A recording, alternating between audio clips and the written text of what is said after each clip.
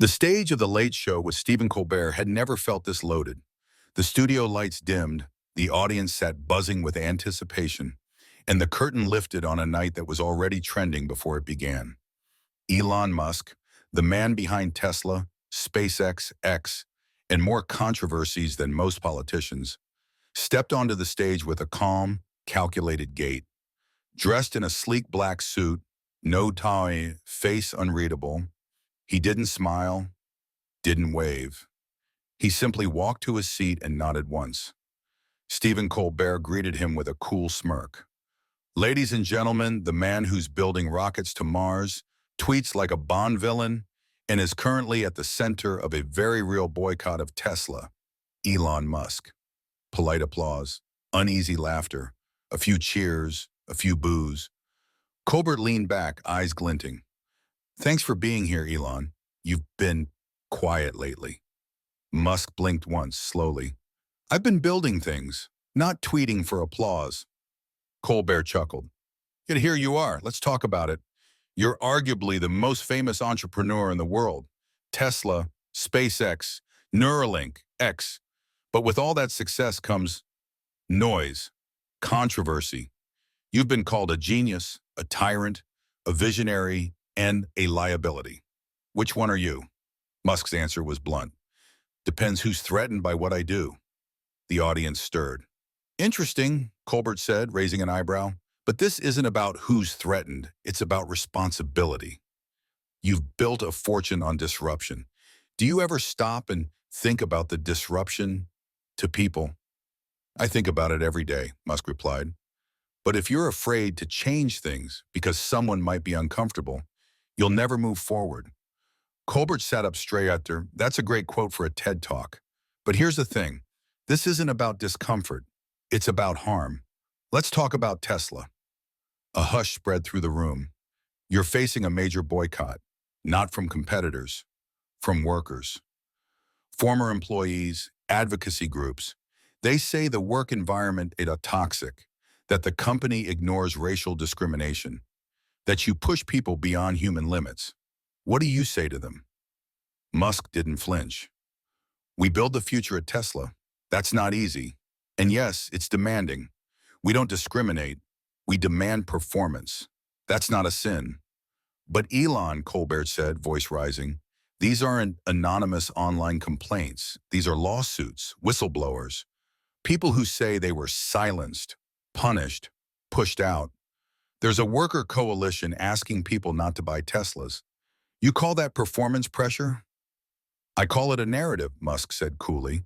And narratives are easy to craft when you want a villain. But facts matter. We have one of the most diverse workforces in the tech industry. Colbert leaned forward. Then why is upper management overwhelmingly white and male? Why do black workers say they were called slurs on the factory floor?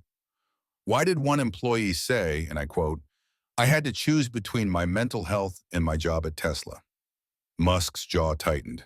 He didn't blink. Because in a company of 100,000 people, someone will always be unhappy. And some of those people sue. That's reality. It doesn't make them right. The audience was restless. Some murmured, some clapped, others sat stone-faced. Colbert wasn't letting go.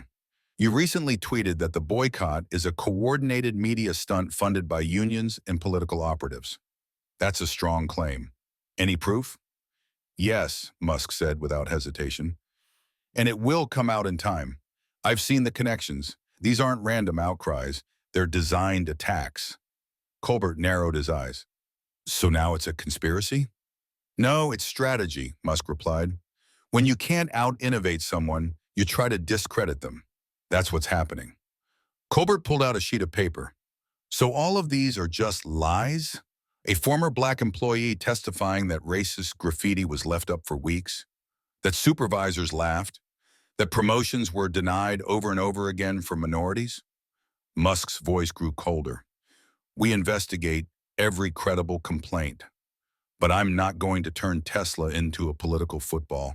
We build cars. That's the mission, not ideological theater. Colbert pounced. Ideological theater? These are human rights issues, Elon. You keep saying we build cars like it gives you a free pass. No, Musk snapped, but it gives us focus. If we're building electric vehicles to help the planet and we get attacked by people who have never built anything, that says more about them than us. The crowd reacted, divided. Some cheered, some booed. The energy was combustible. Colbert pressed on. Let's talk about the union stuff. You've tweeted against unions. Workers say you've retaliated against organizing efforts. One employee said they were fired 2 weeks after speaking up. Coincidence? I don't run a coincidence factory, Musk said. I run a high-performance company. You perform, you stay. You don't, you go. That sounds a lot like shut up and work or you're out. It's called merit, Musk said, voice low, steel in every syllable. We're not a daycare. Colbert leaned back. You ever wonder why so many people think you've lost empathy? Musk smiled, a tight, cold smile. Because empathy's a buzzword. I care about results, about changing the world. I don't need to tweet about feelings to prove that.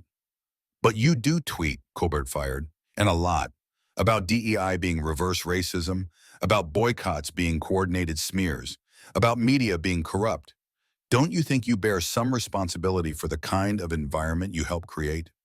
Musk leaned in, voice sharp. I say what I believe. If people twist it, that's not on me. I don't control bad actors. I build rockets, cars. I build. Colbert's tone dropped. But at what cost? If you're building the future while ignoring the damage in the present, is it still progress or just power? Silence. Heavy. Then Musk answered, slow and deliberate. If we're too afraid of backlash to build what matters, we'll stay stuck. That's not power, that's paralysis. The audience stirred again. The tension didn't break. It hardened. Colbert stared across the desk. So you're not apologizing, not even acknowledging you might have made some mistakes. Musk shook his head. I don't apologize for building things that matter. You want perfect? Build it yourself. You think that's leadership? Colbert challenged. Or just arrogance? I think it's truth, Musk replied. Stephen nodded slightly. Then I guess we're done here. Musk stood. He paused, turned to the audience. His voice calm but unshakable. Boycott me, hate me, misquote me. I'll still be building the future while others argue over the present. Before you leave, Colbert said suddenly, voice calm but loaded, there's one more thing. Musk stopped mid-turn. He slowly turned back toward Colbert, eyebrows slightly raised. You've defended yourself tonight as someone above politics, someone focused on innovation, not ideology. But that's not exactly how it looks from the outside. Let's talk about Trump. A visible stir moved through the audience like a ripple across water. Colbert continued, measured and slow. You've dined with him. You've spoken positively about him. Even said you were glad he was back on social media. That's not a neutral position, especially when you're running one of the most influential platforms in the world. Musk's expression hardened, then reset to neutral. I've spoken with many world leaders, he said plainly. Some are inspiring, some are terrifying, some are both. I'm not in the business of endorsements. I'm in the business of reality. Colbert tilted his head. But your tweets, Elon, they don't exactly say neutral. You reinstated Trump on X. You've liked, even echoed, his lines about media manipulation, deep state and DEI being a scam. Doesn't that say something about where you stand? Musk didn't blink. I stand for free speech. That includes speech I don't like. That includes Trump's. That includes yours. You're not just a guy with a platform, Colbert countered. You own the platform. You amplify voices or you silence them. And when that voice is Trump and when your own workers are begging you to protect them from racism and abuse, don't you think it all starts to blur together? Musk stepped forward slightly, tone razor sharp. You want me to silence people because others don't like them? That's not democracy, Stephen. That's censorship dressed in a suit. But you draw lines elsewhere, Colbert said. You've banned people from X. You've promoted certain content. You call the media corrupt. So forgive me, but it's hard to see where your values stop and your alliances begin. Elon leaned forward, both hands on the edge of the desk now. You want to paint me as a Trump crony? Go ahead. But here's the truth. I've criticized Trump too. On climate, on vaccines, on January 6th. I didn't vote for him. I didn't vote for Biden either. I voted for the future. You know what that looks like? Innovation, not ideology. The audience was torn between a gasp and a murmur. A few clapped, a few booed. Colbert wasn't done. So if Trump ran again, would you support him? Musk paused for the first time. Then calmly, I'd support whoever supports innovation, free speech, insanity. The bar is low. Colbert sat back. That's terrifyingly vague. Musk straightened up, brushing invisible dust off his sleeve. So is politics. That's why I stay out of it, except when politics tries to shut down progress. The room fell quiet. Musk gave a short nod and finally exited the stage for real this time. Steps calm, posture unshaken. Colbert exhaled slowly and turned back to the camera. Well, if you're looking for heat, Elon Musk just brought the sun. The screen faded out, but the storm was only beginning.